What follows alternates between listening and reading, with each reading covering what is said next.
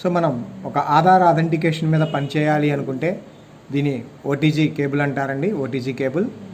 అదేవిధంగా ఇది finger print device. So ముందుగా ఈ ఓటీజీ కేబుల్ని మనం మొబైల్కి ఉన్నటువంటి ఈ ఓటీజీ స్లాట్లో ఇన్సర్ట్ చేసుకోవాలి. అదేవిధంగా మంత్రా డివైస్కి ఉన్నటువంటి ఈ యొక్క పిన్నుని ఓటీజీ యొక్క రెండో ఎండ్కి ఈ విధంగా అటాచ్మెంట్ చేసుకోవాలి. ఆ తర్వాత మొబైల్లో యాప్లోకి లాగిన్ అవ్వాలండి.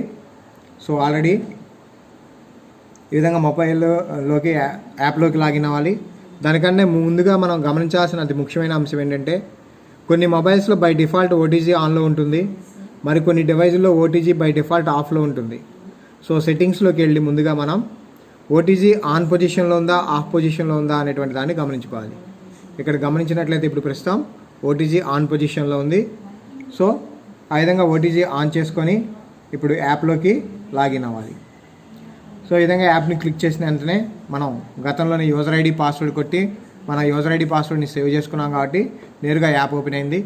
ఇప్పుడు యాప్లో ఉన్నటువంటి ఐకాన్స్ని మనం గమనించినట్లయితే AEPS, DMT, MATM, mobile recharges, DTH recharges, electricity bill payment అనేటువంటి ఐకాన్స్ని మనం గమనిస్తున్నాం.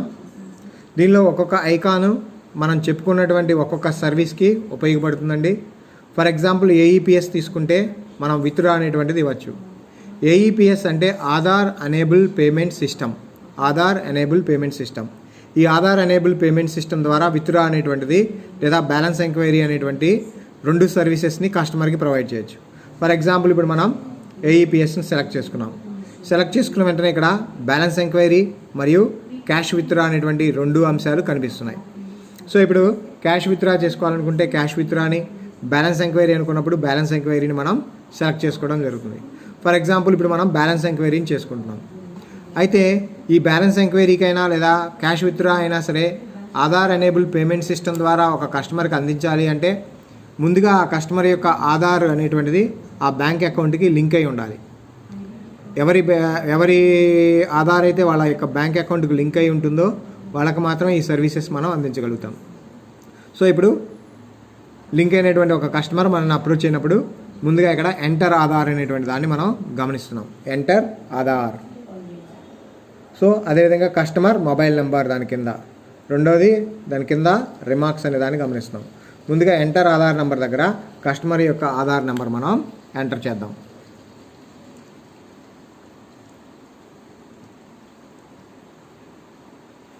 నెక్స్ట్ కస్టమర్ యొక్క మొబైల్ నెంబర్,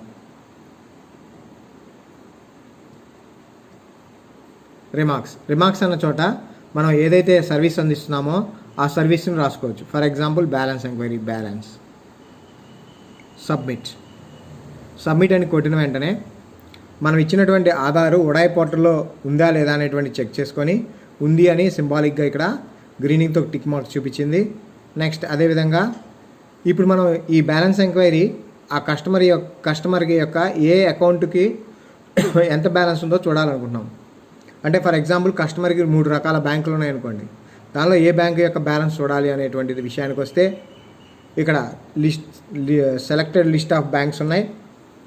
ఆర్బీఐ ద్వారా ఎన్ని బ్యాంకులు అయితే అప్రూవల్ పొంది ఉన్నాయో అన్ని బ్యాంకుల యొక్క లిస్ట్ ఇక్కడ మనకి డ్రాప్ డౌన్ బాక్స్లో ఉంటుందండి. సో ఇప్పుడు ఇక్కడ నుంచి కస్టమర్ది ఏ బ్యాంకు యొక్క బ్యాలెన్స్ తెలుసుకోవాలనుకుంటే ఆ బ్యాంకు యొక్క డీటెయిల్స్ని ఇక్కడ మనం సెలెక్ట్ చేసుకుంటాం. For example state bank.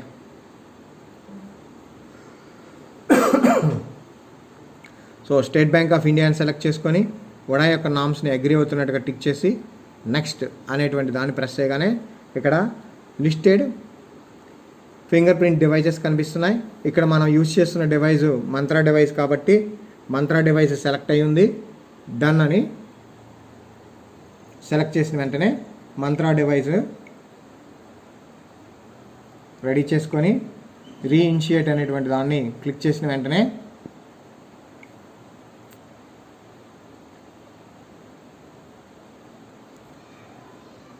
Device is ready to use అనేటువంటి అంశాన్ని గమనించాం. ఇక్కడ ఎప్పుడైతే లైట్ బ్లింక్ అయిందో వెంబటే కస్టమర్ ద్వారా ఆధార్ అథెంటికేషన్ అనేటువంటి తీసుకోవడం జరుగుతుంది. ఇక్కడ ఆధార్ అథెంటికేషన్ తీసుకున్నామండి. ఇప్పుడు ఆ కస్టమర్ దగ్గర ఉన్నటువంటి బ్యాలెన్స్ ఎంత అనేటువంటి మనం ఫైండ్ అవుట్ చేసాం. రైట్, ఈ విధంగా బ్యాలెన్స్ ఎంక్వైరీ అనేటువంటి ప్రక్రియని చేసుకుంటాం.